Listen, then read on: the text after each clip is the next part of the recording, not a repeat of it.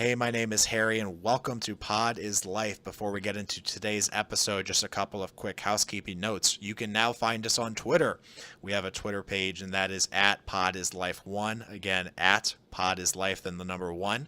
For tweets, updates, links to the podcast, things we're excited about, things we're not so excited about, and who knows what else. But make sure to give us a follow for more updates and exciting things to come on the podcast and more content side. No matter where you're listening to this, you can find this podcast wherever you normally get your podcast, whether that is Spotify, TuneIn, Stitcher, or iTunes. So wherever you normally get your podcast, we're probably there as well. For today's episode, Brennan and I catch up on all other NBA news, from the Boogie signing to the remaining free agents to some questionable off-season decisions by a few teams, some other decisions we like, and then, of course, NBA Summer League started. We talk about the great overreactions that everyone has to that, as well as just kind of the odd, bizarre phenomenon that is Summer League. People get drafted, and then we immediately throw them in to play against people that they'll never play again against in their life. Just kind of a weird scenario. In this week's Deep Dive, Brennan and I talk about Jurassic Park, a movie that came out before either of us were born, but still has some hefty cultural weight, and we kind of fangirl over Jeff Goldblum, but with good reason. Then Brennan and I play this week's game, give a brief World Cup date, our second to last one, before giving our closing thoughts of the week. Thanks for listening.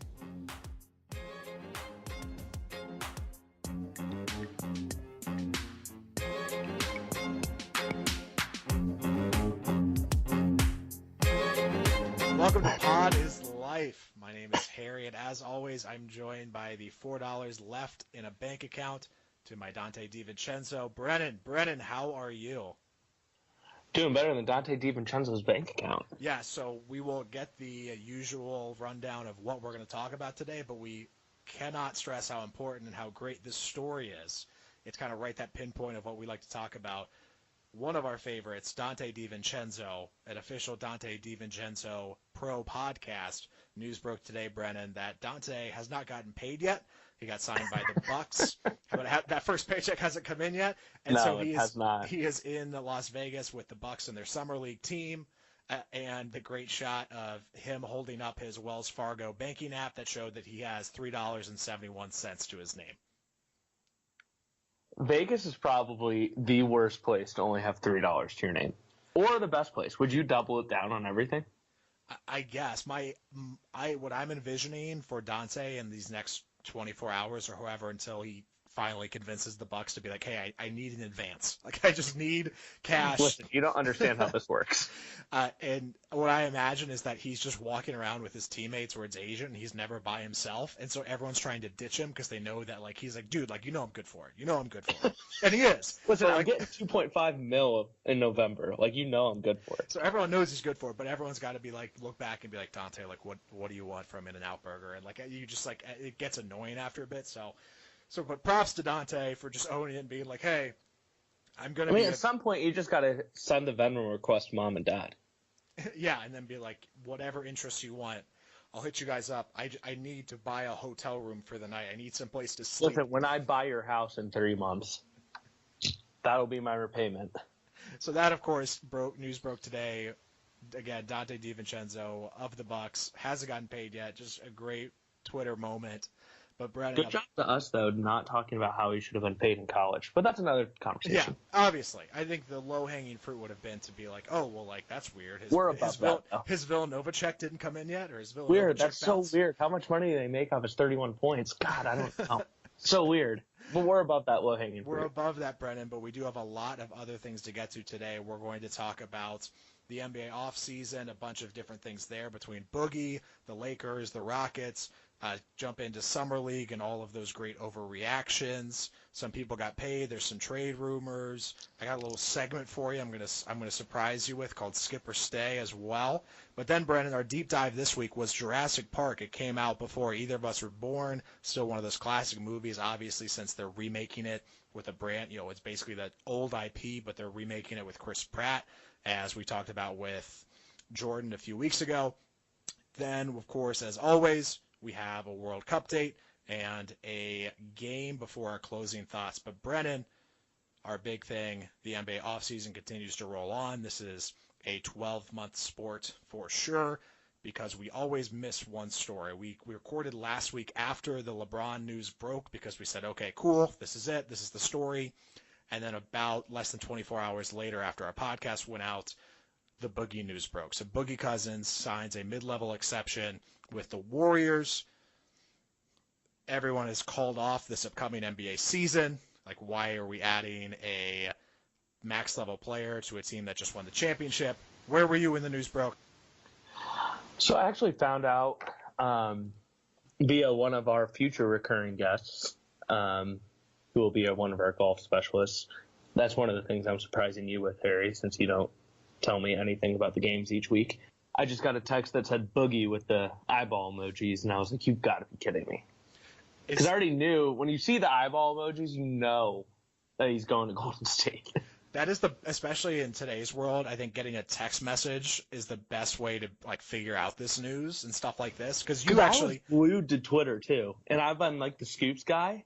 And then he beat me to it. Well, just because I was going to say, you broke the news that Kristaps Porzingis of the Knicks tore his ACL to me. You sent me a text saying, I'm sorry. And I was like, what? And then I scrolled through the rest of my notifications, and I was like, oh, my gosh. That was the nicest way I could let you down. Yeah. So I kind of took you out back, but didn't pull the trigger. I love that idea of, with all of these different ways people are connected, still getting the news from somebody being like, hey, did you hear about this? And then be like, what? What did they hear?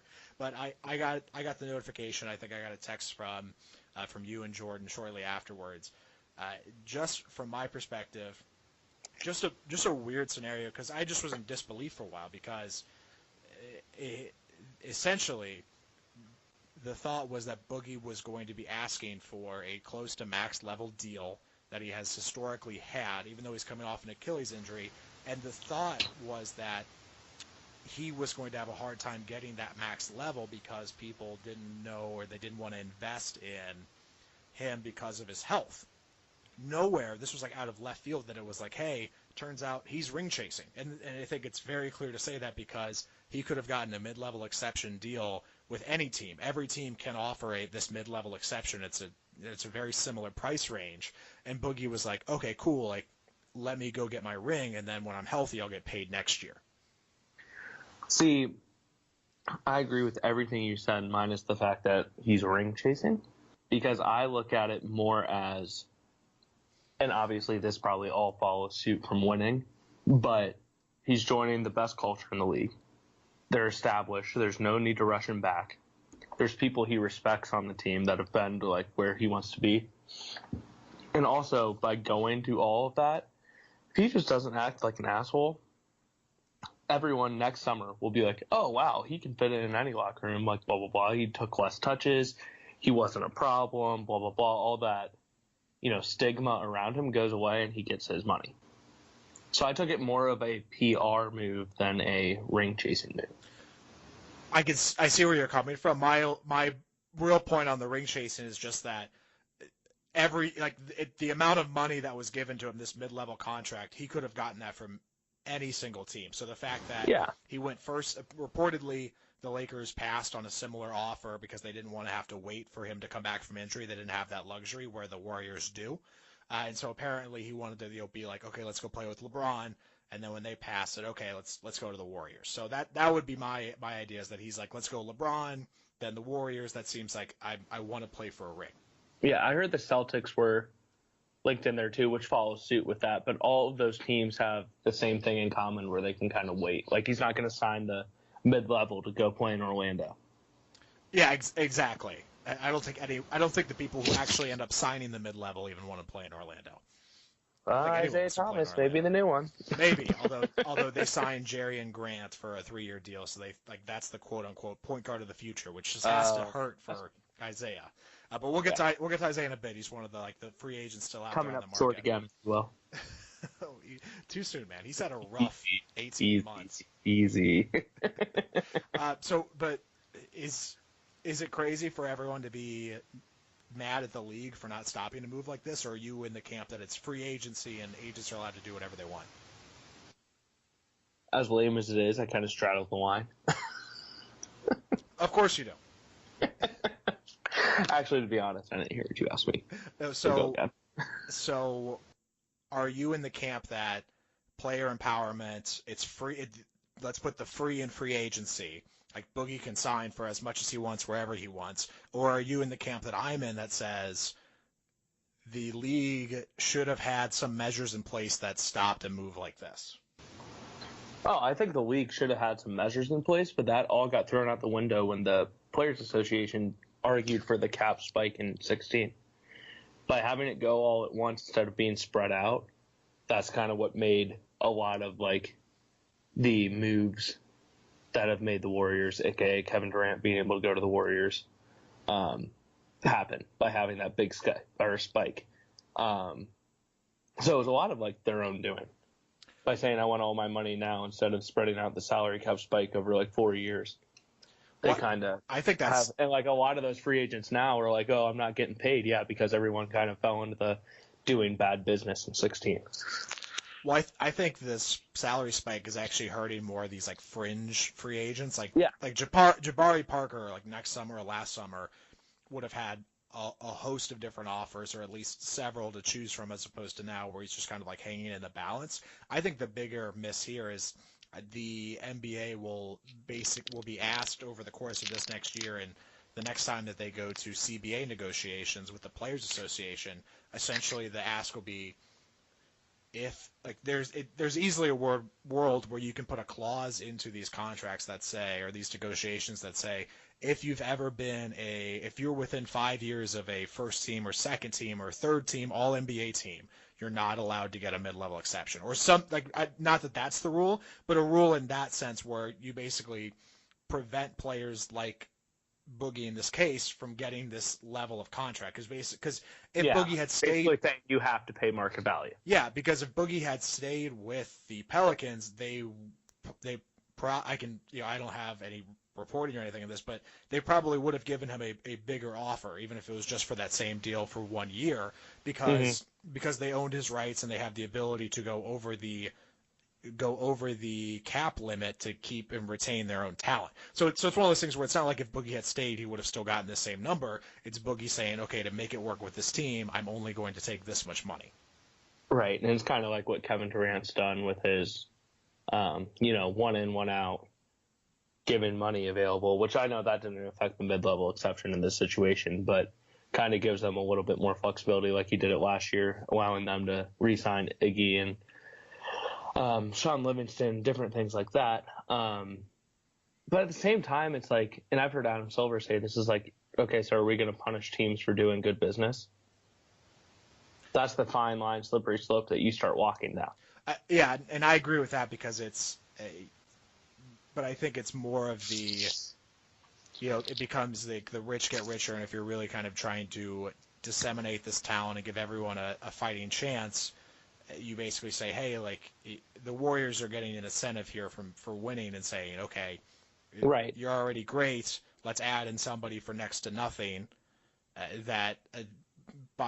Per like the Players Association empowering these players, I think the Players Association kind of is like, oh, like I think even they're probably wondering, like, should we have said something, like, because Boogie. Because at the same time, we've talked about this before, if Klay Thompson took a significantly less deal, the Players Association would probably be like, well, like, we kind of want our players to get paid. Like, this is a weird scenario that's for us. Chris Paul took the max. He's president of, like, the Players Union or whatever his, like, role is. Yeah. But the players, like, we talked about before, like, he had to take a max. Because otherwise, their whole, like, his position and everything else and everything that they've fought for would have been completely undermined. And LeBron is, like, VP or has been VP like that. So that's probably, I mean, obviously he's been doing the one in, one out and changing, and we'll get into, like, him committing and all that. But, like, he was going to take a max too. Well, they were at that point in that, position of prominence where they had to. And it's hard to turn down $160 million. So that's the underlying point for those two contracts too. But Brennan, you mentioned the Rockets and the Lakers, LeBron and Chris Paul. Let's jump to one of those now. Which one? I'll give you pick. Let's go Lakers and Rondo. Okay, so the Lakers, we talked about last week, signed LeBron James, obviously the gem of this offseason. Since then, the signings have been a little different. We obviously broke the news live that Lance Stevenson was signed. That was the best radio of all time. Yeah, I love that we captured that live. And again, we spent a solid 5 minutes talking about where Lance would go only to have the news break a minute and a half later. But so the Lakers have signed Rondo, Lance, JaVale McGee, and KCP, Kentavious Caldwell-Pope, all to 1-year deals of varying amounts. Kind of a weird lineup for LeBron. Yeah. In terms of, we've been used to seeing him be surrounded by shooters. In terms of the idea of making the transition into the low post, high post area to work off of, how the league is changing into small ball, and maybe he becomes your small ball 5 with Julius Randle leaving, small ball 5 of the future, because then he will still be able to get around bigs even, 4 years from now when, quote unquote, his athleticism has left. And these guys kind of take the burden off of playmaking in terms of Rondo and Lance, that we watched LeBron do, pretty much definitely this whole past year without Kyrie. But they're weird, but they're only a year. They're going in for 2019. So and that's what I think is the most interesting is, do you think that this is LeBron saying, okay, cool, this is the best team that we can assemble for this 1 year. We'll give this year a shot, and then it's fine because they're all 1-year deals and we'll regroup next year?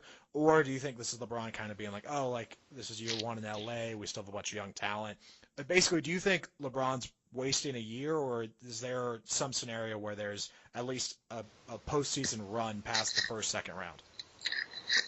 I think there's a short and long play in this. Having guys that have been in the postseason is always a good thing, considering that the young core has not. So when you put LeBron plus these guys on there, kind of like we talked about earlier, they'll probably be a 4 or 5 seed. So having guys that have been there before to kind of show the younger guy the ropes is a good thing for this year, hence 1-year deals. It also gives those guys a sense of competition, a sense of being a professional, a sense of, these guys have been in the league for X amount of years. This is how you make it. Gives them a year to grow, develop, and take that next step where we think, or at least I think, Brandon Ingram could be an all-star in the future. Lonzo Ball could be, that Rondo piece on a championship team in terms of moving the ball, not having to score a ton, but really just commanding the offense and dictating how the offense flows. And then Kuzma being a stretch 4, small ball 5, kind of to pair with LeBron that you've seen in Kevin Love and Chris Bosh back with the Heat. So I think it's this mix, if that answers your question. I just love the idea of LeBron the past 4 or so years with his 1-and-1 contracts that he always would sign, and it was for flexibility on his part, so that if the situation got bad, he could be like, okay, cool, I'm out, or you always kind of use that as a leverage point to make sure that the Cavs were getting him the pieces he wanted and including him in all these conversations. I love the reverse of that, but it's still true in LA where LeBron says, okay, cool, I'm signing the max. It's rumored that he was a part of all of these conversations of kind of who do you want to play with Magic Johnson. So I love the idea of LeBron and the flip being like, I'm going to sign the max, but let's do these 1-year deals for guys that I can play with. It's almost like they're auditioning for that next year, and kind of so that LeBron still has the power and the flexibility to say, hey, cool, JaVale McGee didn't really work out. We don't need him back. Caldwell Pope is a clutch client. That's fine. We can keep him on the salary. You know what I mean? Like the fact that he's still very much in control, just from the opposite side now, which I think almost makes more sense for him long term. Yeah, I think that he's making long-term decisions. But all these guys, I guess with the exception of potentially Rondo, just because I think he's kind of fallen off a little bit in terms on the defensive side of the floor, but they all guard. And LeBron hasn't really had guys that could guard for a long time. So I think that played part of it too, in terms of, these guys may be not knockdown shooters, but they can play make and they can guard. And JaVale McGee had like the highest field goal percentage of all time in the finals. So is he the GOAT? He got a standing ovation from the LA Lakers fans at Summer League, which I thought was appropriate. Yes, he's living his best life. Brennan, speaking of LeBron, this seems like a good time. Let's jump into this new segment I want to try out with you called Skip or Stay. Are you ready? Okay. Yes. Okay, it's gonna feel like our game, but it's not a game. Just Okay. so what I'm gonna do is I'm going to read you a Skip Bayless tweet, and then I need you to tell me whether you're gonna skip or stay, whether you're in or out on the tweet. Okay, you ready? Whether I think it's him or whether I agree with the opinion. Whether you agree with opinion, you'll know very clearly that these are all Skip Bayless tweets. Okay. So if you don't know, is Ernestine mentioned? No. If you don't know, Skip Bayless is on. If you don't know Skip Bayless, you probably should just skip through this section. Yeah. Well, you might forward. appreciate some of these tweets. So, but he's the co-host of Undisputed with Shannon Sharp on FS1. So, Brennan, we'll start chronologically and move up to the present. Okay. If D. Cousins and Kay Leonard do join LeBron in LA, you have a volatile, tech-prone center and an injury-prone, quick-to-quit Leonard and LeBron, who melted down in the 2011 finals and again in the last finals before overtime of Game 1. Lots of mental weakness. Skip or stay? So, just to clarify again, skip means I'm in or that I'm skipping? Skip means that you're skipping. Stay means that you're in on the tweet. Oh, skip. I would agree with you. Also, if you're gonna nitpick an argument, this seems like the perfect way to do it. When you're like, well, LeBron melted down in the 2011 finals. Dude, this is how Skip Bayless has made his living. Like if LeBron didn't exist, he would not have a job. Same with Brian Windhorst. Well, yes, you could say that about a few people. Okay. Mainly those two, and arguably the worst two people on TV. Wow, there's the real hot take. We can get into Brian Windhorst not being allowed on TV, in my opinion, but we'll get there. but first, that's a conversation for another day. We'll move on to our next tweet. Lakers add Lance and JaVale McGee. Now it looks like LeBron wants at least two guys the media will constantly blame and scapegoat. 2 JRs. Shrewd move, King. Strive for scapegoats. And then in quotes, goat. I'm skipping again. That seems I'll be with you on that one. Although I'd love I don't know why the media would blame Lance. I think everyone actually really likes Lance. He's more of a goofball, but like Lance is to what we've seen so far, Lance is not the person that is grabbing a rebound and not knowing the score. Yeah, but at the same time, Nate McMillan said that sometimes Lance was the best player on our team and sometimes he was the best player on the other team. So we don't know, really. Yeah, that's fair. On to the next tweet, Brennan. Sure looks like LeBron has given up chasing chips and Michael Jordan. Now he's more interested in chasing Michael B. Jordan. I'm skipping again. I'm staying just because this should go on. This is like Twitter Hall of Fame. This is a Hall of Fame tweet. This should be one of the tweets on Skip Bayless's tombstone.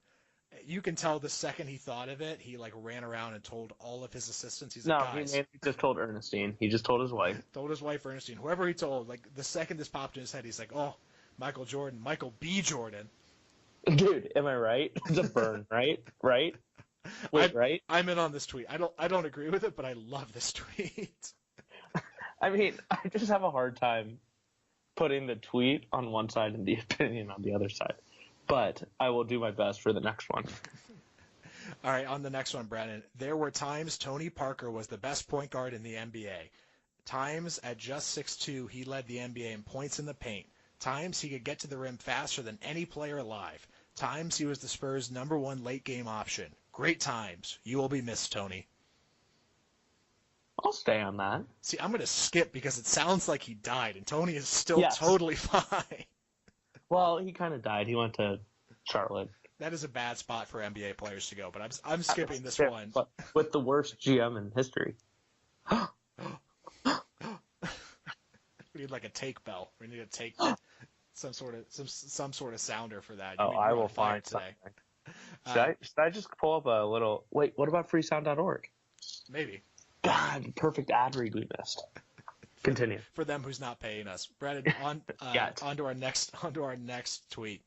Kobe Bryant was the Black Mamba, the closest thing to Jordan since Jordan.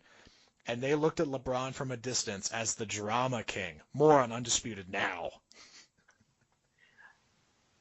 I am staying for terms of just phenomenal intro marketing. I do too. That's a good. But I am that's skipping a good in tease. terms of the fact that that's just objectively false. I'm in for the drama king. I like that one too because it plays with the whole LA. It plays, he's in. I get it. I get it. I don't agree with it, but I get it. It's not as good as Michael B. Jordan, but it's close. It's close. Well, Kobe won his Oscars. Maybe Michael B. Jordan and Kobe were looking down on him as the drama king. Kobe paid for his Oscar. I don't know why for best animation Kobe got the Oscar when he did none of the animation.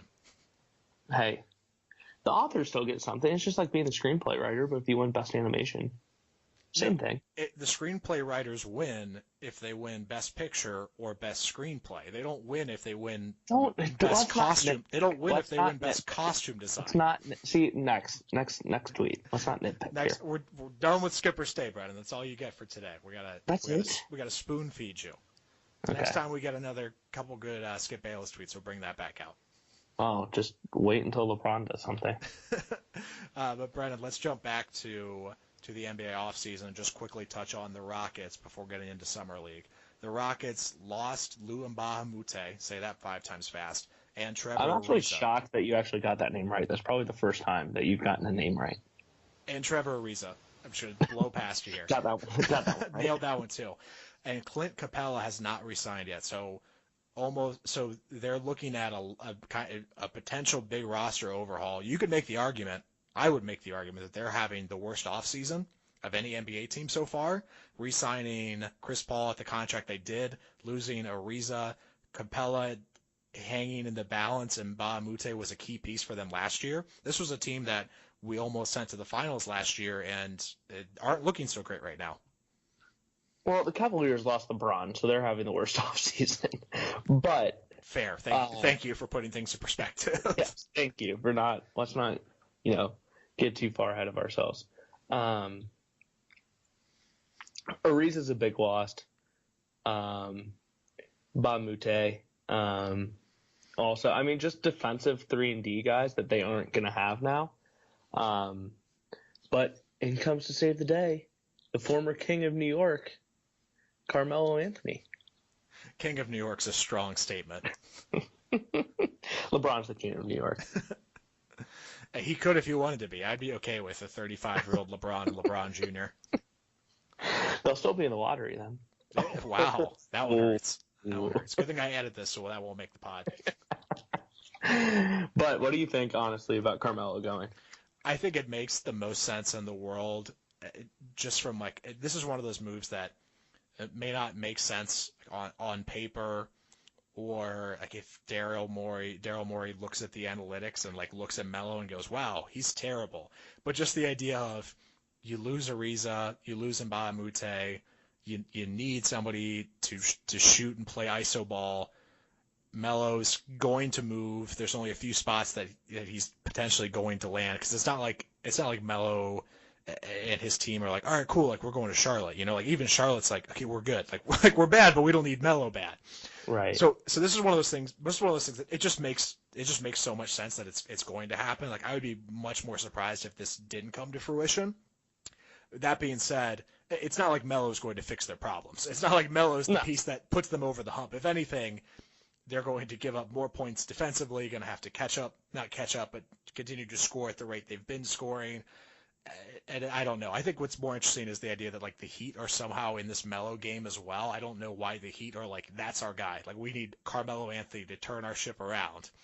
But I think he's going to the Rockets for sure.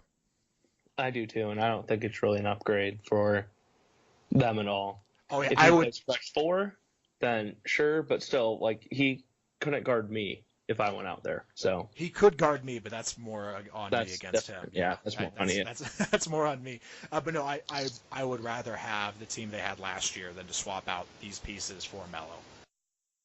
Brennan, next let's talk about the Summer League. So I always enjoy NBA Summer League, partially because there's just all this energy around the draft, and then people getting moved and traded, and then free agency starts, and then it jumps just straight into the Summer League, where I just like the idea of we've been talking about these guys speculating. The draft happens, who went where, and he trades draft night and he moves, and then we immediately get to see them, and they're playing against not other NBA players, but other draft picks and other young guys and people that are playing for a spot in some cases in a G League team. So objectively the basketball is not great, but you get to see these guys right away. And so I've always loved that idea. It's something that I think other sports leagues could take advantage of, because like for the NFL draft, like they draft them and then we don't see anybody for 4 or 5 months, and so they just kind of like hide. They're hidden away. The downside of that is we got a bunch of overreactions. So what has been your favorite NBA Summer League overreaction so far? That Grayson Allen's going to keep like tripping people in the NBA. That's been one of mine as well. If you didn't see it, Grayson Allen of Duke, a noted tripper in college. Now it alleged, quote unquote allegedly in college at Duke does not necessarily mean he will continue that activity in the NBA. Although of course in his first summer league game, his summer league debut against Trae Young of the Atlanta Hawks now. They got into I guess you could call it a kerfuffle. That'd be a good word for it. It wasn't a fight or altercation, but a kerfuffle. And so immediately everyone went to the same joke where they're like, oh, same old Grayson Allen. Which, okay, so I'm not going to say that word, but kerfuffle. Yeah, that just freaks me out. I kind of got the chills. But did you think he really did anything wrong there? No, I think if it wasn't Grayson Allen, if it was any other player, you would have had the same reaction. Just because they got tangled up and like they got tangled up, his arms got tangled, and then Trae Young tried to like flip him over his back.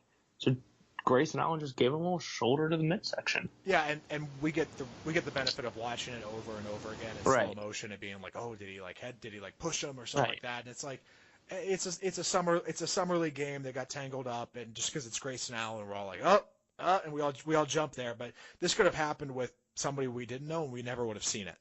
If it was between two players that weren't Grayson Allen and Trae Young, like we probably never would have heard about it. So I'm with you on that. And not to mention, Grayson Allen's like quietly playing very well. Oh, is it quietly because he's white? Well, we are a Grayson Allen podcast, so it will very soon be a loudly. But no, he's playing well. He's where were you guarding. Going with that? I didn't really know. I didn't really know how to react to the white comment. If you would have said like sneaky, if I would have said sneakily, that probably would have been a better, stereotypical white comment. Because he is not white. Sneaky athletic. He's just a freak. He's very athletic, but he is white. He's very white and kind of looks like Ted Cruz. Just a little bit. Just a little bit. But he's playing well. He's getting up in people he's guarding. He's showing he can pass the ball, get it up the floor, work within the Quinn Snyder system. I've been impressed with him. And I think a lot of that is, too, like we see a lot of these one-and-done guys and we get really excited about what they could be. He played for 4 years. Like, he's got a grown man's body and kind of like a grown man game. He knows what he's doing out there. And the adjustment, I don't think, has been as difficult for him. Somebody else the adjustment hasn't looked that difficult, at least, is DeAndre Ayton of the Suns. I talked about before the draft with you, Brennan, about how I wasn't sure where he fits in because he just has this huge frame, and I'm like, what do you do in today's NBA with that? Turns out, at least so far, it looks like he's going to play at or above the rim and just catch lobs, which works for him, works for me. So I'm okay to take the L on that one.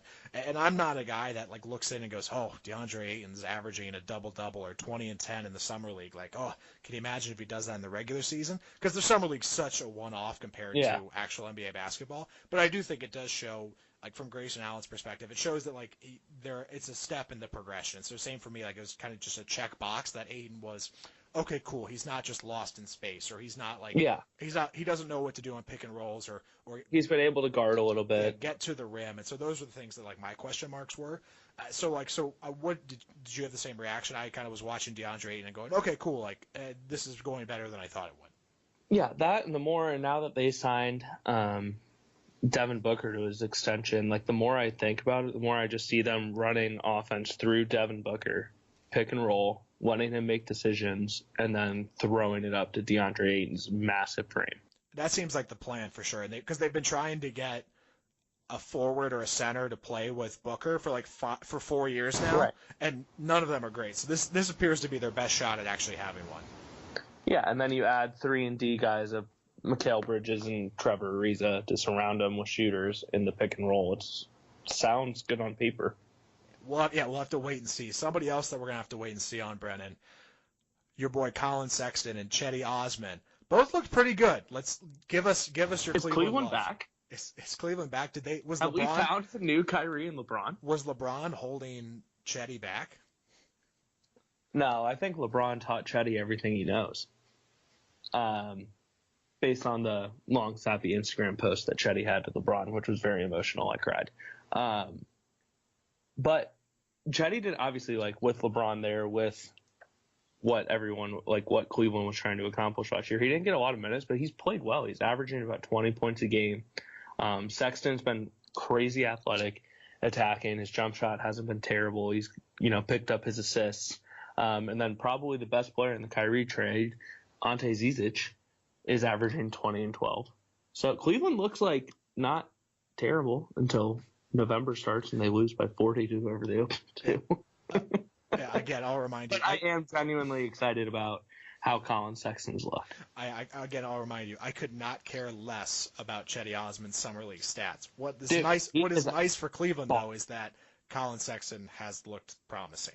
He's again check that box. Blake Preston, the forward out of Kansas, that was in a is he eligible? Is he not eligible? Situation. Then played overseas. They signed him to a 2-way contract, so that might be a little diamond in the rough for him. Somebody else who's go ahead. You're diamond in the rough. As I'm sitting here watching the head coach of your New York Knicks, Kevin Knox. Kevin Knox has been a delightful surprise. Got taken at 9th, and the overall reaction after a few summer league games is that he maybe should have gone higher, which is probably the best thing. Should he have gone number 1 overall? It's probably like one of the better things you can have coming out of a few summer league games. Mitchell Robinson was their second round pick. He's been playing well too. But from Knox, what's been he's had his highlight moments of just a couple monster dunks. Again, not that those lanes will be open or that he'll be able to drive by everyone when the actual NBA starts, but just good that he looks good, and that's again just a step. I'm not going to be overly optimistic. I may or may not be investigating Rookie of the Year betting lines as we speak, but I'm going to just see what happens with Kevin Knox here in the next few weeks. But I've been happy. How about that? I've been happy. The only New York Knicks news I haven't been happy about recently is the report that Coach Fizdale is going to have an open competition for point guard, because all that says to me is, we don't really like any of these guys, so we're going to let them play against each other and pick who's number one. And I don't really like that because, again, Are you ready for the new King of New York and Isaiah Thomas to come in? That's the thing. We've been doing well the past 3 months, which scares me because it means we're one turn away from a decision like that where they're like, we have 4 point guards. We don't love any of them. Let's bring in an injured point guard and overpay him too. That just seems like something we would do in this scenario. But Brennan, I didn't know you were on the front office. Hey, we're at the New York Knicks Twitter, New York Knicks Reddit. We're a family, and we're all just a little concerned because things are going a little too well for us right now with this whole Kevin Knox and Mitchell Robinson playing well news. Speaking of being concerned. Yes. Are you concerned about Trae Young? No, not at all. But I love, and this if I had to bet my life on it before the summer league started, what one of the first summer league reactions was going to be, and you gave me the option of Trae Young not only misses, Trae Young airballs his first 2 summer league threes, I would have gone all in on that, and that just seemed like it was a given that Trae Young was going to airball a 3, and Twitter was going to overreact. It just so happened that not only did that happen, it was the very first thing to happen in summer league. It was the first summer league highlight was Trae Young airballs 2 straight 3-pointers. So tough start. Again, he's fine. He's having a good game as we speak right now. But he's shooting 7 for 13 from 3 as we speak. Love how Twitter works, where everyone's like, "Oh, there you go, not gonna happen." Same with Grayson Allen, and we're like, guys, it is NBA summer league. Let's let him get a good haircut first, and then we can see what happens from there. Yeah, I'm not overly concerned about him. Are you concerned about Marvin Bagley and his groin injury? No, because he's out 10 days. I don't care. But the surprise for the Kings actually has been Harry Giles. So be on the lookout for him actually to have a good year this year. He was on our first ever All-NBA injury team last year. He was. Brennan, couple last notes on Summer League. Luka Doncic not playing. Apparently, there's a bunch of legal loopholes that he has to jump through. Yeah, he still has to be bought out. Since he's on contract with another team and because he's young and this whole thing, which I didn't even think about, but totally makes sense. So no, we have not seen Luka yet. It's a little disappointing. And we haven't seen Markelle Fultz. This seemed like, in my opinion at least, a natural time to bring back 76ers first-round draft pick last year, who struggled this year at times and missed a good portion of the season with quote-unquote injuries that we may never actually find out if it was a shoulder injury or all mental. Anyway, it seems like this would have been a good time for him to get some reps in, to be like, hey, look, you're the number one pick. You're playing well against these scrubs. What did you think about that? I was at least surprised we didn't see him. I wasn't. If they're still dangling him out as trade bait and he actually can't play, it's probably better that they didn't put him out there.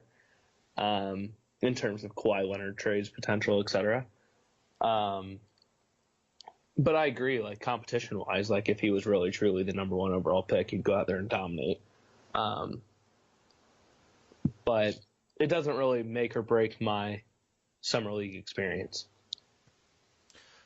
Would any last thoughts on NBA Summer League before we talk about what might make your summer experience, which is some potential Cavs trades? Wow. Talk about a transition. Oh my God. That was almost like Skip Bayless. It's the meanest thing you've ever said to me. Unfortunately, as a Dante DiVincenzo podcast, he is not playing due to a groin injury, but we are still all in on, I will say, in the top three for our Rookie of the Year, along with Colin Sexton and Kevin Knox. I'm going to love when none of those guys are in the top three. When we end up with 6 guys on our roster to win and none of them even place. So that's going to be great. But Brennan, your Cleveland Cavaliers been the subject of a few different trade rumors this week. So which one do you want to start with, Kevin Love or Kyle Korver? Let's do Kevin Love. So Kevin Love, again, the Cavs traded their first-round pick, Andrew Wiggins, back when they got LeBron, to secure Kevin Love from Minnesota. He's been on the Cavs with LeBron ever since. LeBron has left. He is still under contract. And the latest rumor is that there was a talk between Cleveland and Phoenix for a Kevin Love trade that would include Josh Jackson of the Suns. Nothing has come to fruition yet.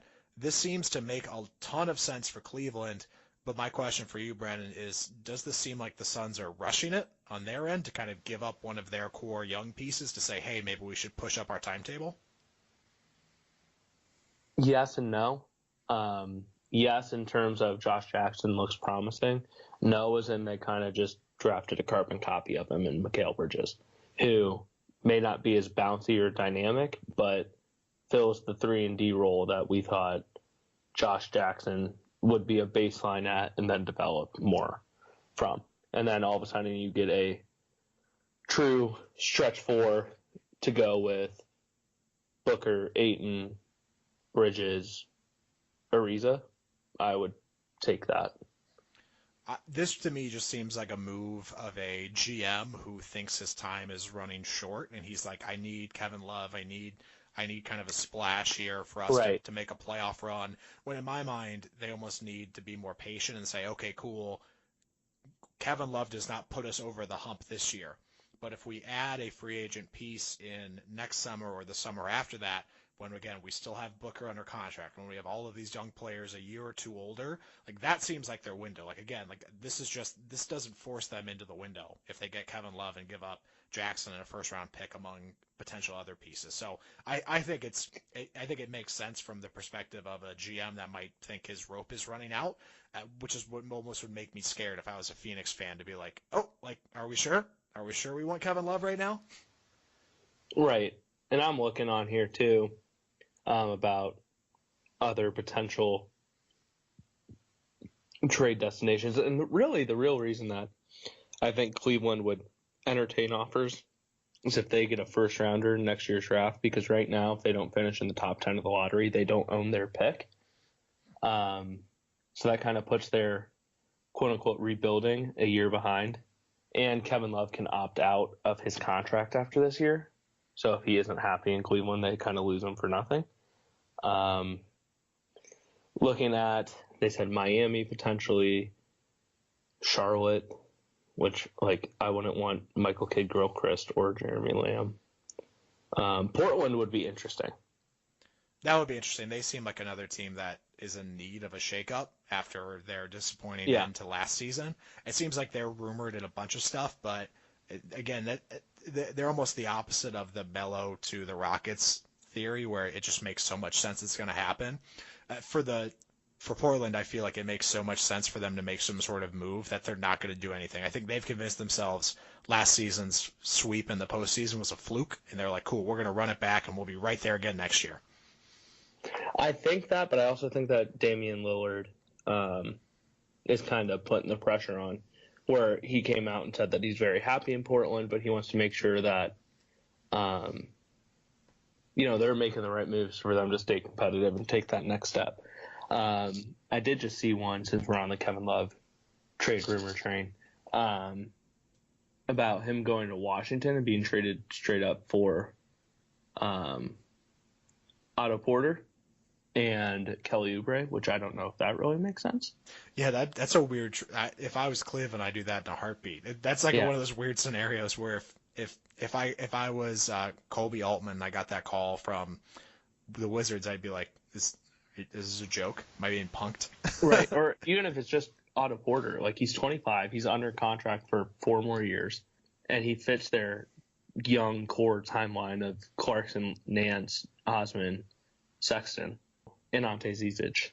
Brennan, he's going to be your favorite player by the end of the year, Harry. I can tell. I can tell already. Brennan, the other Cavs trade rumor is Kyle Korver to the 76ers, which, again, seems to make a ton of sense for the 76ers and for Cleveland. I just don't know who the 76ers would send back in that trade.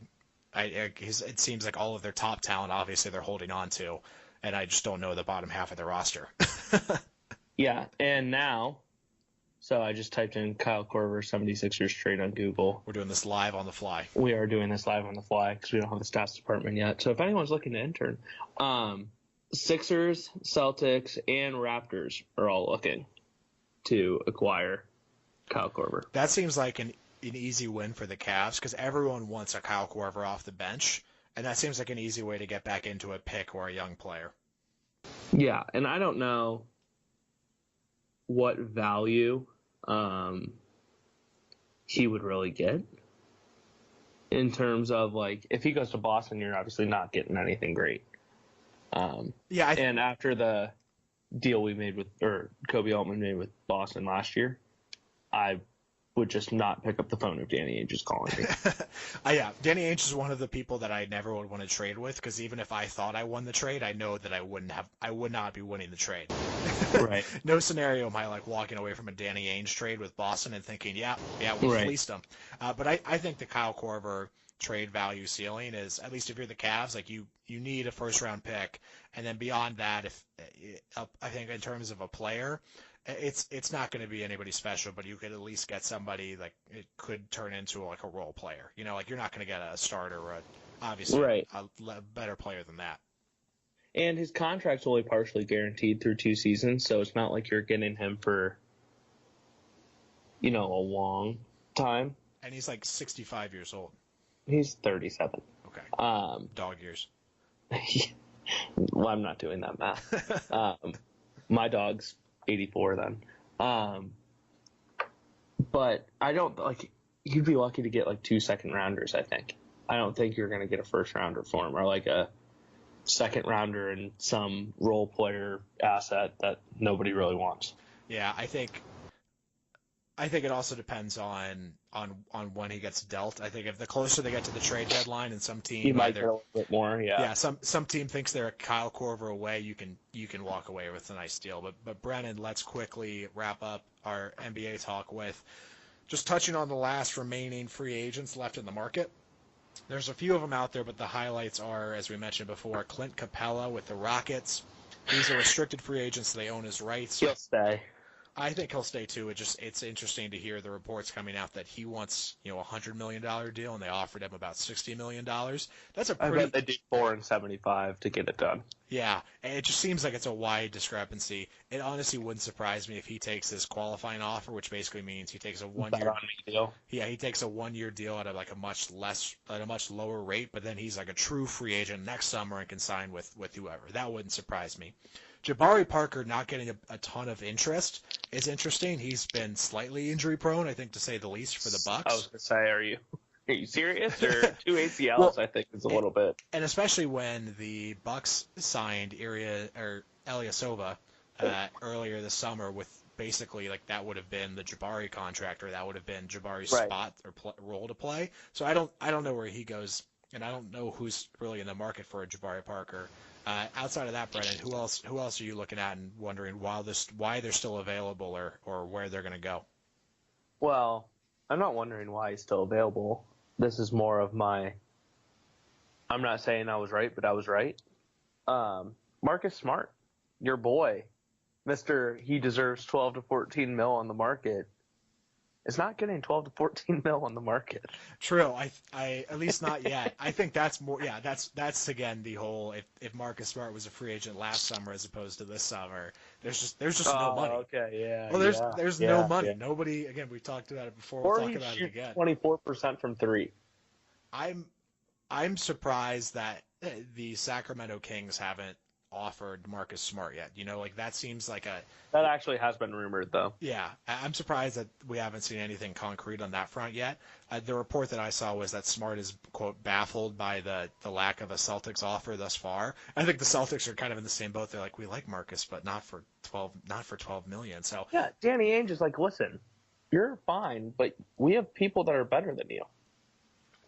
We're not giving you $12 to $14 million. Well, especially because the Celtics are looking at their books for the next 4 to 6 years with all of their young players. So they have to be real careful about this whole. Smart probably wants a 3 or 4 year deal, and they're like, we need some money down the line. No, I'm curious about that too.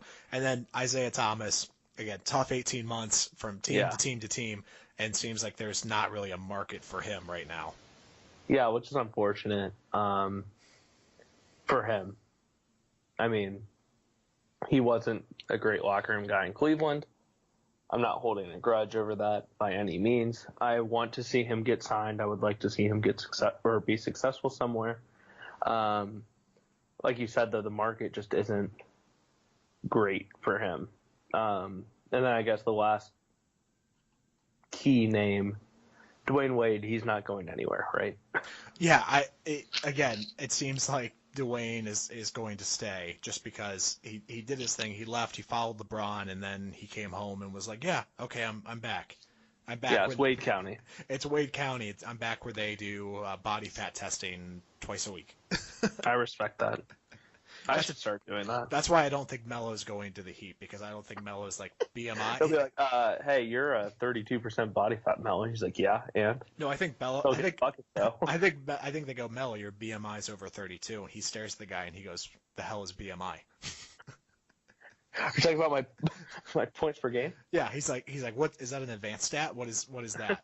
There's some analytics I don't know about. Brennan, are you ready for a deep dive on Jurassic Park? Born ready.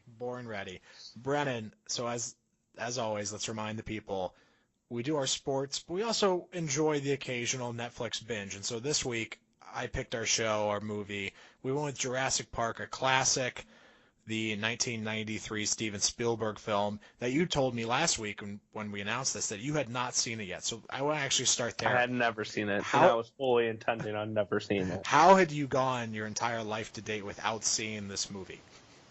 There was literally nothing about it that interested me. Not the dinosaurs, not the Spielberg, not the dinosaurs, not the Jeff Goldblum. No, not the Jeff Goldblum. Which realistically, I had to Google who that was when you texted that to me. That hurts. Yeah, that hurts. That really does. No offense, Jeff. You did great in this movie.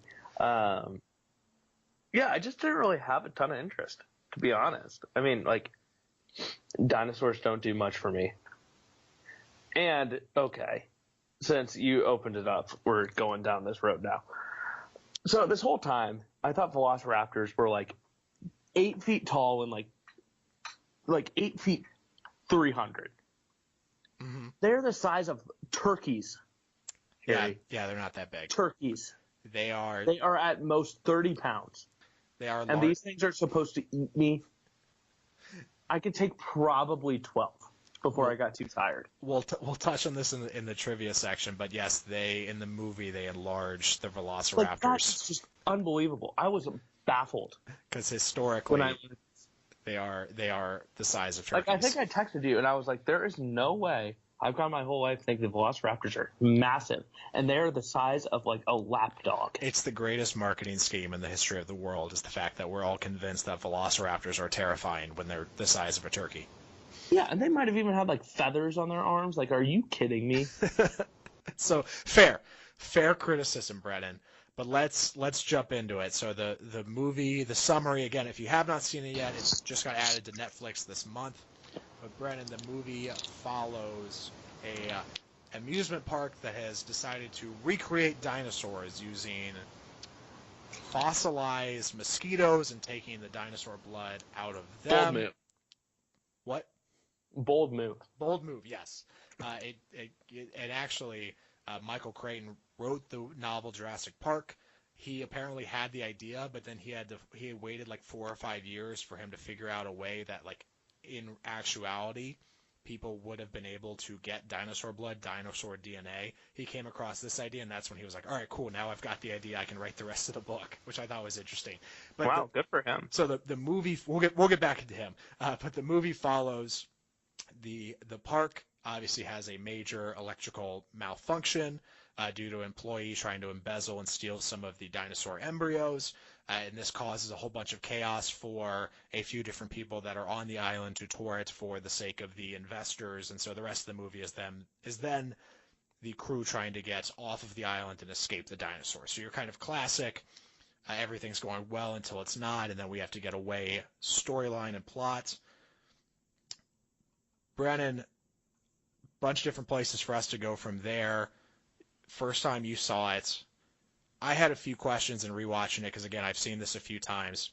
The opening scene is we get a scene. We don't ever see the dinosaur, but you very clearly tell that they are transporting some sort of reptile, some sort of animal. We know from the movie it's dinosaur, but they're doing it in the dark.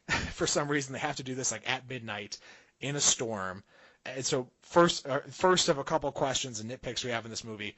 Did they really need to move the dinosaur at night? This wasn't a thing they could do during the day?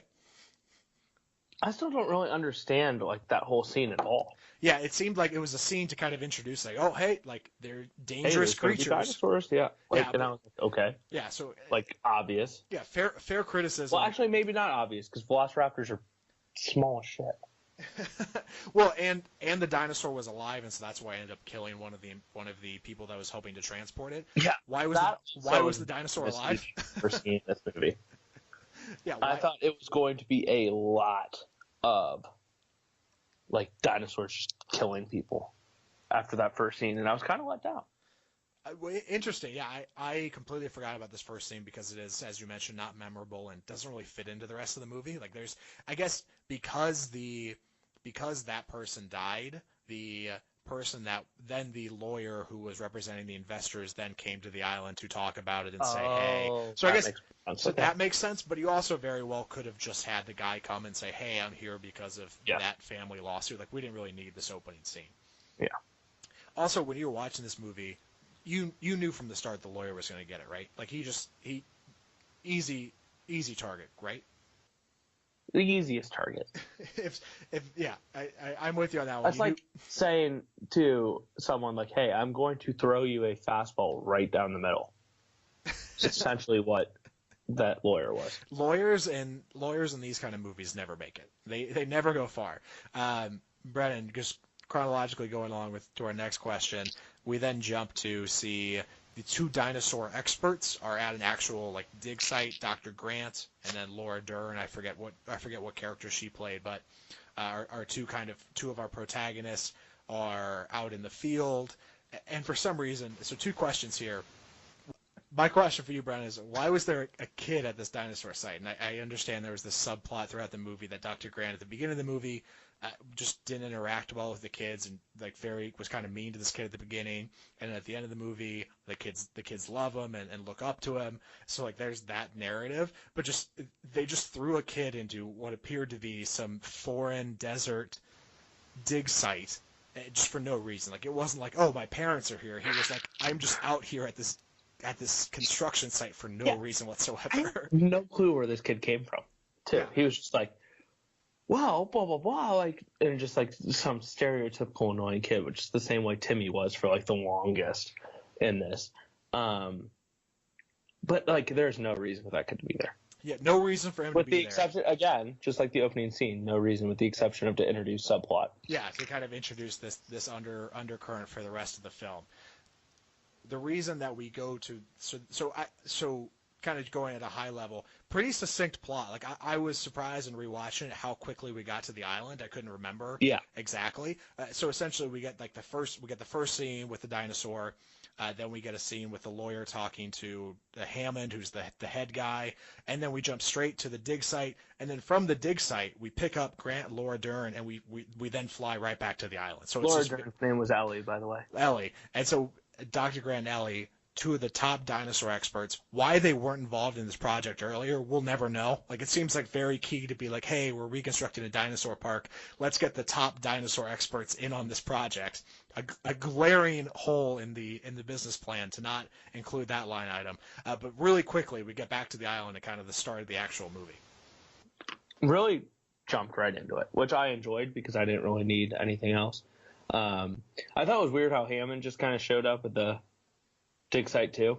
Yeah, but that seems like something you just send somebody for. You're like, hey, we need to pick up these two guys here. Bring the briefcase of cash. Like, just tell them whatever they want, but just come back with them. Yeah, you have a guy for that. Yeah, especially if you're the guy that's running the whole show. And again, like I can't imagine if you're running a dinosaur park with T-Rexes and Velociraptors that at any point in time you feel comfortable being like, all right, guys, like. You're good. I'll be back in 48 hours with a couple guys. You know, I feel like at all times you have to be like, all right, cool. You're gonna be like, listen, is anything going to hell yet? Yeah. Right. Brennan.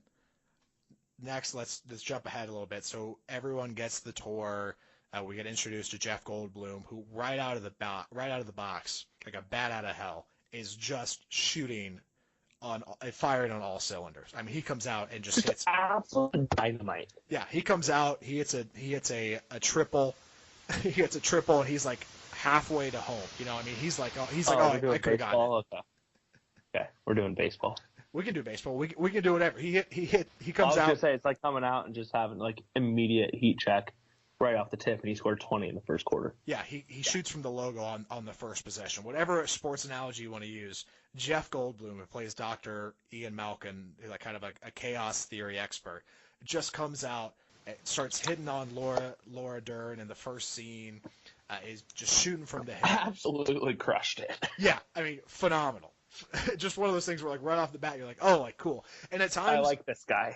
Well, and at times he's the audience avatar. You know, like there's we'll get into this with what exactly his best quotes were. But at one point in the movie, there's a sick dinosaur, and so to check if he's eaten something poisonous, Ellie and Dr. Grant go to examine the dinosaur's feces, and it is a literal pile of shit. And Jeff Goldblum walks up and goes, "That is one big pile of shit." And it's like, yeah, no, you're absolutely right. And so at times he's this audience avatar being like, "Wow, look at that! Like we're in a park full of dinosaurs. This is crazy." Which you kind of need in this movie when everyone else is a little bit out there. Yeah, absolutely. He absolutely dominated this film, in my opinion. Well, and so quick theory that I have on this, and so as the movie progresses, again, the dinosaurs get out, everything gets crazy. No one saw that coming. Jeff Goldblum gets injured right around the halfway mark of the movie. My theory is that they're looking at the script, they start to film, and they're like, wow, this Jeff guy's got it. I mean, he is just on fire. El Fuego, Con Fuego, with the fire. And they're kind of looking and they go, but he's going to steal. Jeff's Inferno, if you will. But they're like, he's going to steal the movie. And they're like, this isn't Jeff's movie. It's Dr. Grant's movie. And and he's even gonna detract from the dinosaurs. Like he's gonna steal this movie away from everyone else. And so they're like, all right, let's put him on the bench. And so it's almost as if he scored 40 in the first 2 quarters and he didn't play in the second half because his character. Or it's like C.J. McCollum scoring 50 and not playing in the fourth. Yeah. With Kobe scoring 81 and not playing in the fourth. Because then he gets injured and he's shirtless the second half of the movie, but we don't get any of his witty wordplay. Yeah. So that's his negotiation back. He goes, okay, cool. I'll tone it back in the second half. But I'm going to look like a boss. But I'm going to be shirtless and lying at a weird angle so you can totally see my chest the entire second half. Yeah, and I will say, like, I did overall enjoy the movie, but when he was not the star of the show, I kind of lost a little bit of interest. I wasn't as tuned in. And on a rewatch for me, I forgot how dominant he was in the first half. I mean, this could not be overstated. And let's jump into we normally do best quotes, Brennan, but we're going to do best Jeff Goldblum quotes because he had the majority of them. There are a few other ones, but I'm going to give you a couple of your nominees here. Life finds a way. I'm going to use a really bad Jeff Goldblum impersonation. So life finds a way. Your scientists were so preoccupied with whether they could, they never thought about whether they should. As I've said before, that is one big pile of shit. Boy, do I hate being right all the time. That was great after he got... That was phenomenal. Yeah, the dinosaurs get out, and he's like, boy, do I hate being right all the time. And then after he gets injured and Ellie finds him, he goes, remind me to thank John for a lovely weekend. And then at the end, when he's talking to Hammond, he's like, Hammond, he goes, but John, if the Pirates of the Caribbean breaks down, the pirates don't eat the customers. Yeah, absolute fire quotes. Do you have any of those your favorite? So I'm going to pick 3 and break them down. Okay. The first was kind of metaphorical, and philosophical. So I guess I just combined those 2 words. But your scientists were so preoccupied with whether they could, they never thought about whether they should. And that was kind of when they were going through the process of like how they extracted the DNA. Did they think about what the repercussions were of, having all these dinosaurs? They had all these, like, they were controlling the chromosomes and all the DNA, and they were only making female, and there was some gene in them that they could turn on. They would all just die. But I thought that was just interesting in terms of like the overall, like, kind of how we talked about in Black Mirror, how we talk about in other things, where it's just like, technology and intelligence is such rapidly evolving that sometimes it's like, okay, what's next before, like, wait, is this a good thing? And going back that this was 25 years ago? Yeah, 1993. Like, that's still, it's like history doesn't necessarily repeat itself, but it repeats itself in terms of like overarching themes. So I thought that was interesting. The boy, do I hate being right all the time? I immediately thought about if I ever get married in the future, if I ever say this, I will probably be kicked out. That was the first thing that I could think of. But that's also what made me enjoy it so much. And then but John at the Pirates of the Caribbean breaks down, the pirates don't eat the customers, was just such a blunt way of saying, like, listen, having dinosaurs in your theme park is not a good idea. Well, Jeff Goldblum basically describes the movie in 3 of these quotes, right? Life finds a way. Whether they were so preoccupied with whether they could, they never thought about whether they should. And then the Pirates of the Caribbean quote. That's the movie. That's the movie in 3 quotes. Is it's gonna find a way, and that you guys never thought about the consequences. And that's a big pile of shit. Yeah. So he basically sums up the movie in his quotes. I would go with my favorite was the boy, do I hate being right all the time, because again, just in the rain, he's in the car, and it was perfect. And it's the first thing that gets said after the dinosaurs break out is just, man, I hate being right all the time, and it's just on the money for his character too. Yeah.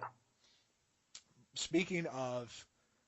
You mentioned the scientist, Brennan. Another glaring hole or question would be, how do these geneticists who are putting together this dinosaur DNA, how do all of them miss the fact that some frogs can switch sex? Because that ends up being a plot later, is that all of the dinosaurs are female, so they can't reproduce. But when they're making the dinosaurs, they fill in the blank genomes. Getting real technical here. They fill in the blanks essentially with frog DNA. But then later, Dr. Grant's like, well, some frogs can change sex in certain environments, and so Yeah, that seems like a miss.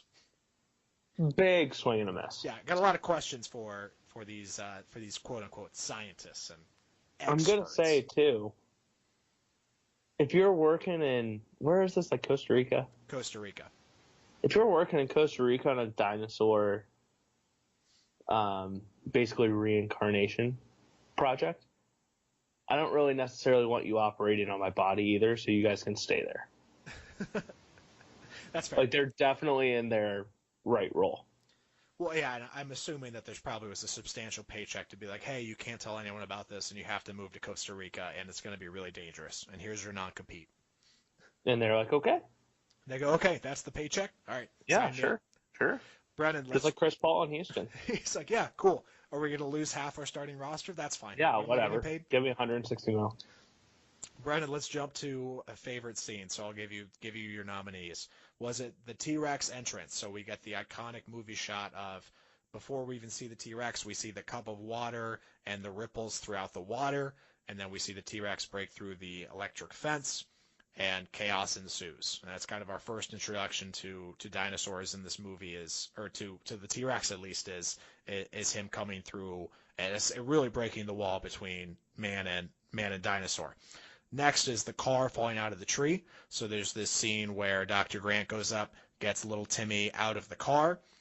They are high up in this tree, and then next thing we know, the car starts falling, and the two of them are quickly climbing down out of the tree. Next, little Timmy again. As Ellie is turning the power back on at the facility, Timmy is still climbing down off of the electric fence. The electric fence then gets turned back on, zapping Timmy and shooting him off. Or lastly, the last 15-20 minutes of the movie where we have all of our characters trying to essentially just escape the raptors. Definitely not the Raptors, because it was bullshit. you are out on the Raptors. I'm out on the Raptors, both in Toronto and in this movie. That's not fair. That's not fair to Toronto. I mean, who was it that called them baby dinosaurs? Some sports thing. I mean, that's like that's definitely a thing. It's definitely a thing. So, and I didn't even know that. So that's, yeah. I'm gonna go with the car falling out of the tree, and mainly because I was so confused why it was such a big deal that Timmy threw up. Like, that just threw me for a loop. Yeah. He was like, I won't tell anyone he threw up. I'm like, why does that matter? He's going to die. No, that's a good point. So again, I've seen this a few times. This was your first time. I was surprised at how much all of these scenes held up. Like, I normally consume or watch Netflix while having other things up, other screens or my phone up. And for all of these scenes, I was putting everything down and going, oh my gosh, and just totally locked in. Did you feel the same way? How did you think about these scenes 25 years later? Well, I never really saw it before. So that's what I mean on a first watch, just basically being like a 25-year-old movie. Did these scenes kind of like bring you in, or were you kind of like just still out on it? They brought me in more than I thought they would, just because I originally thought I'd be out on this movie altogether. I do think, as we talked about, how I didn't necessarily lose interest, but I wasn't as drawn in when Jeff Goldblum wasn't as big of a character. Yes. But like all the scenes that like you brought up, like obviously were very action packed. It was just like the stuff in the middle that I kind of like. I didn't really need Stan from Space Jam like as a subplot. Yeah, and something we haven't touched on that because again, same with me. It's like that plot needed to happen for everything else to go on, but I could have gone without him in the entire movie. He's there to simply to be the agent of chaos. Yeah, and I didn't really need it. Brennan, can I hit you with some Jurassic Park trivia? Are you ready? Yes. So I mentioned this actually before we started recording, but there's only 15 minutes of actual dinosaurs in the movie, which is why I think the movie really works. You obviously were disappointed that you didn't get more dinosaurs, killing people, and there only were 5 deaths in the whole movie. But I think the reason the movie still holds up is because of the scene where the car is falling out of the tree. Obviously, they get into that situation because of the dinosaurs. But the conflict in that scene and in a lot of the movie isn't between man and dinosaur. It's just a kind of a product of the situation. It's they're crawling around trying not to make a scene. It's that they're trying to climb out of the tree. It's a lot of these instances. It's they're trying to get power back on or get systems back online, where it's not like, all right, cool, like we're gonna like beat this dinosaur with a club. And so I think that's actually why it works really well. Yeah, I agree. Laura Dern and Jeff Goldblum started dating and got engaged after filming this movie, but then they broke up. So could have worked out. Well, all's well that ends well, you know? A bunch of people, Brennan, actually were tied to this movie. And so this is why I like doing deep dives on older movies, is because you get some of, like, I don't know whether these Where do you go for this research? It's where you got a whole crack staff. Is it Jurassic Park Reddit? You Reddit freak? We got all easy. You want Reddit on your side. Reddit is a gold mine of people that just consume content 24/7. They have all of my secrets that I don't even know are secrets about me. Yes, they do. But Brennan, a lot of different people were connected to this movie before it came out. So Harrison Ford was offered the Dr. Grant role. He turned it down. Looking back, he said he made the right decision, which of course he did, right? Like, it's not like you'd look back and go, man, I really wish I did that movie. That was a huge success. Jim Carrey was originally asked to be Jeff Goldblum's role. That would not have worked. That would have been a totally different movie with Jim Carrey shooting from the hip. Sean Connery and Sean Connery was asked to be Hammond, couldn't do it. Again, that's a totally different movie. If Sean Connery's in it, maybe liked it more. And Robin Wright was offered the Laura Dern part, but turned it down. That one, I think those are two top tier female actresses. Either of those would have probably interchangeable, but I like Laura Dern in this. Wait, Robin who? Robin Wright. She was in The Princess Bride. She's in House of Cards. Oh, okay. She's been, if you look up, she's kind of like just been all over the place forever. Yeah, I gotcha. Here's a Reddit wormhole you'll enjoy, Brennan. If you had to guess what the estimated yearly operating cost for a Jurassic Park would be, what would you guess what would you guess? In 1993? Just in general. This was a Reddit wormhole that basically estimated the cost of running a park over the course of a year that had dinosaurs. Oh, to run that park. Yeah, your operating costs for a year. $365. Yes. I'll give you a hint. I'm gonna say it's in the hold on. It's in the billions. It's in the billions, like with a B. Yes. Wow, that's not what I was gonna go with. Let's do 6.9 billion. Nice. No, it's the estimated cost would be $12 billion a year. Oh, I was thinking like leap year if you cut it in half. No, you were on the right track. Brennan, just a couple more fun facts here. Michael Crichton wrote the book. Before he even finished writing the book, he was offered $1.5 million for the rights to the book. And then he got another $500,000 to turn the book into a script. So he banked $2 million on this book before he even finished it. And I'm assuming he got like royalties with. Yeah, the research staff wasn't able to pull up anything on that front, but we can safely assume that he made more than just the $2 million. But good deal for him. Good deal for him. Brandon, the first television viewing of this movie on ABC on my birthday, like the exact day I was born. That's kind of wild. And it's estimated that it received 68 million views, which at the time would have been over a third of everyone who had television access in America, which is kind of crazy. Like not even the Super Bowl gets a third of the country, which is so just crazy back the impact this movie made. Also, R.I.P. to Michael Crichton. Yeah, R.I.P. in peace. And lastly, so I mentioned there's 15 minutes of dinosaurs. 9 minutes of it was actually animatronics, so they like built robot dinosaurs. And then 6 minutes. You couldn't tell, really. It was crazy. Yeah. Well, and what's crazy too is I was kind of kidding. Yeah. Okay. Fine. The last bit of trivia, Brennan. The T-Rex was animatronics, so they built this giant T-Rex. Yeah. However, it was not like 100% solid. Like it was not like the best piece of machinery anyone's ever built. Again, couldn't tell. It would randomly turn on, Brennan. Like they'd be at lunch and it would just turn on and just freak the hell out of everyone. Yeah, I don't like that. It's just everyone's eating lunch, everyone's chilling, and then it's like, oh, okay, wow, what is going on? Yeah, that'd be a little scary. Good Now, if trip. it was a velociraptor, I would have been able to take it. Yeah, because it would be only They'd be the size of turkey. that you were just. So I speaking of velociraptors, Brennan, let's talk about who won the movie. Jeff Goldblum, done. You're question. all in on. So if I gave you dinosaurs, Dr. Grant, the two kids somehow surviving, or Jeff Goldblum, you're gonna go with Jeff Goldblum. Yeah. I'm gonna go with Goldblum too. I would have loved to see the movie where Goldblum doesn't get injured and he spends the whole second half of the movie same as the first half.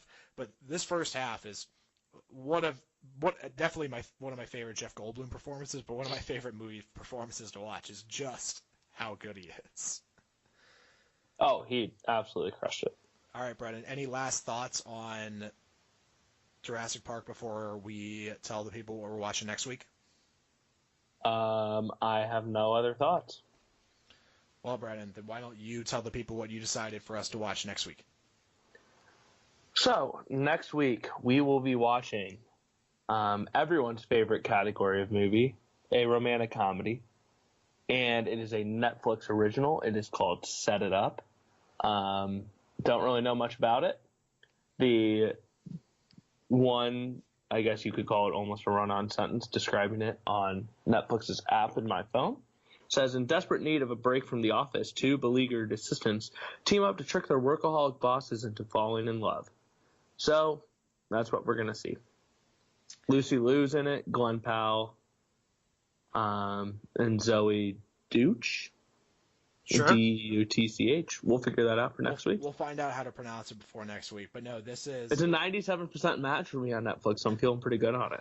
Well, and similarly to when HBO says, hey, this is our new Sunday night show, when Netflix come out and they say, hey, this is our next movie we made, like they put it up at the top for everybody, like that's almost kind of now turning into a sign of like, okay, like this is a movie probably worth watching. You know what I mean?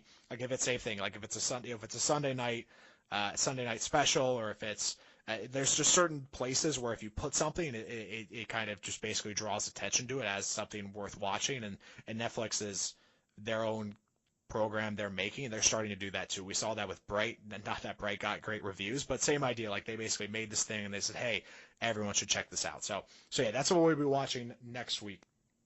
But now, Brennan, it is time. Once I find it, again, if you're standing, sit. If you're sitting, stand. But Brennan, it's time for the World Cup date.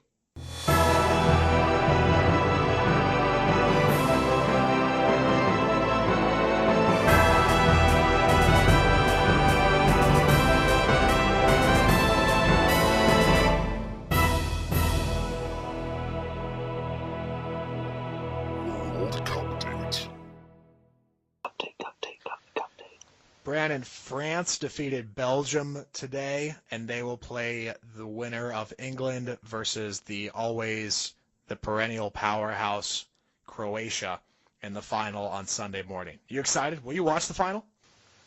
Actually, I won't, because I'll be participating in a golf event in Indianapolis. But I am going to have to say that I'm very sad that this will be our last. Well, I guess we'll get the World Cup date on who wins. But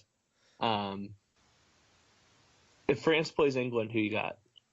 I'm going to go with England because their best player's name is also Harry. So there's got to be something in there, right? Yep. Yeah, it's Harry. So you've got England. Harry Potter, okay. Harry Kane, Harry Wall. I mean, who you got? Pick the loser there, right? Good luck. God, it's tough.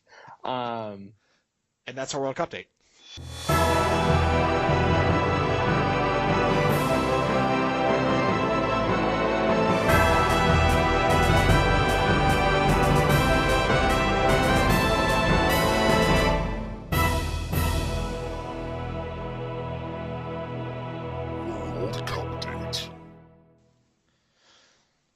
Brandon, it's time for this week's game. Brandon, this week we're playing the Celebrity Couple Name Game. How about that? Oh. Brandon, big pop culture update this week as the news broke that Justin Bieber and Hailey Baldwin are engaged. Jaylee. Congrats to them. And we didn't really we didn't touch on this, but Ariana Grande and Pete Davidson of SNL also have recently been engaged too. So some high-profile celebrity romances, and so this seems like a good time as any to remind ourselves of, and all the people in the millennial generation, as we are in, Brennan, that there's some celebrity couples that we might have forgotten about because they come and go, and obviously love is forever, but a lot of celebrity relationships are now in the rear-view mirror. So, Brennan, this week's game, we're going to ask you about some celebrity couples that are just not together anymore. So you can either give us the celebrity, the two people in the relationship, or the nickname. We'll accept either for full credit. Are you ready? Are you ready for this week's game? I am very ready for this week's game. All right, Brennan. They were in Mr. and Mrs. Smith together. Oh, Brangelina. There you go. And some of these will be easy. I'm curious to see as we get towards the later half. Brennan, on to our second question. He jumped on Oprah's couch to profess his love for her. Tom Cruise and Katie Holmes. Bingo. I knew Katie Holmes' cousin. We went to grade school together. I'll say she's an Ohio girl, isn't she? Yes. Yeah. She went to OSU. Well, I meant Katie, but not Katie. Her cousin. Yeah. I think Katie also is a Buckeye, but maybe not at Ohio State, but like from the Buckeye State. We'll ask her when we got her on the pod. Yeah. Brennan, on to number 3. 2 for 2. Was that the original Surrey, by the way? Even though Siri, but like close enough. Maybe. I think. We'll get our stats and research on it. Surrey might have come out before Siri, though. That's a really good question. Brennan, on to number 3. He's the latest Batman, and she's dating A-Rod now. Oh, Ben Affleck and J-Lo. What was their name? Philo? They were Benifer. Benifer, yeah. Speaking of Benifers, that's what I totally forgot about. He's a big Jennifer guy. Yes. It's Jennifer Garner now, so if that was another one, I already got it. He's dated several Jennifers. That is not one of them, though. That's too recent. Next, Brennan. So 3 for 3. So no pressure anymore as we head into maybe the toughest question of the 5 here. He starred in Brokeback Mountain, and she was in Sweet Home Alabama. Ooh. Is he still alive? Great question, and no. I mean, yes, he is. Okay. So he was also in Southpaw. Okay, so it's Jake Gyllenhaal. But I don't know who he's dated. Also, is it bad for Jake Gyllenhaal's career that I had to look up what movies he was in because I forgot? No. It's like a Hollywood actor who I feel like everyone thinks he's been more successful than he is. Is that a hot take? I wouldn't say that. I feel like he's been in a good amount of movies. Is he properly rated or overrated? I'd say he's properly rated. He's properly rated too. That's probably fair. I have no clue who he dated though. She was also in Legally Blonde. Reese Witherspoon? Yep, Jake Gyllenhaal and Reese Witherspoon. You want to guess what their celebrity couple name was? I have never seen Sweet Home Alabama, and if it's Jeese, I'm gonna jump off a cliff. No, it was Jill and Spoon. Ooh, not bad, right? Jill and Spoon. Like that name. You gotta watch Sweet Home Alabama. You would like that movie. I am a big Reese fan. Brennan, our last question. So 3. How old do you think Jake Gyllenhaal is, by the way? I'm gonna go with 34. Ooh, 37. Whoa. Good guess. No, thank you. I was gonna say 28, and then I was like, "There's no way he's 28." There's no way. Brennan, last question. 3 for 4. On to the 5th one. He was a werewolf in Twilight, and she's feeling 22. Taylor and Taylor. Yep. Taylor squared. There you go. T squared. Bonus points. Ooh, Brennan, T squared. Brennan, 4 for 5, and you have won this week's game, the Celebrity Couple Name Game. How do you feel? The crowd goes wild. I feel pretty good. Yeah, you did better than I thought you were going to do. As I was looking, when you gave me Legally Blonde, I was going to say, since not seeing Sweet Home Alabama, that really put a. And you let me know that he was still alive, so I knew it wasn't Heath Ledger. Well, that was obviously the curveball, was Jill and Spoon, and just Jill. I mean, that's the best name though of all. Yeah, shout out to Wikipedia for those celebrity couples, but that was one where I was like, is Wikipedia lying to me? Was this a real couple? I don't care. If not, I'm going to tell everyone that Jill and Spoon either happened or should have happened. Shout out Jill and Spoon. Brennan, let's wrap things up with our closing thoughts of the week. Do you want to go first? Do you want me to go first? You know what? I'll go first. Go for it. So as we're recording, I'm scrolling through Twitter, as Harry's talking about doing multiple screens. So, John Morgan of For the People. So I have no clue who this man is. But I see that someone retweets him. And he said, I will be traveling to Louisville tomorrow to file suit against the NCAA for vacating the Louisville men's basketball championship season in 2013. This got my hopes up as our podcast Louisville fan, L1C4. Just thinking that the overall concept of the NCAA punishing players that weren't really responsible and saying that things didn't happen when everyone knows they did, i.e. Reggie Bush winning the Heisman, any other championships, wins being vacated, etc. He ends up going into a very long Twitter thread about how the NCAA is a bully organization, takes advantage of the student athletes, not a due process for the cards. So I'm going to look, follow up on this. I hope they put the banner back up. Bring our boy Ricky P back. Actually, no, Chris Mack can stay. We do like Chris Mack. But get Rick Pitino back in the NCAA. Get that banner back up. Fun fact, I was there when they raised the banner.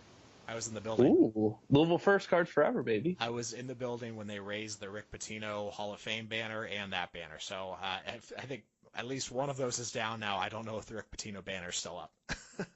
If it's not, and it still has or if it is still up and has the opportunity to be taken down, I would love to have it. If it is taken down, am I a bad sign for organizations? Am I a bad luck charm? If every banner I've seen doing, you probably are.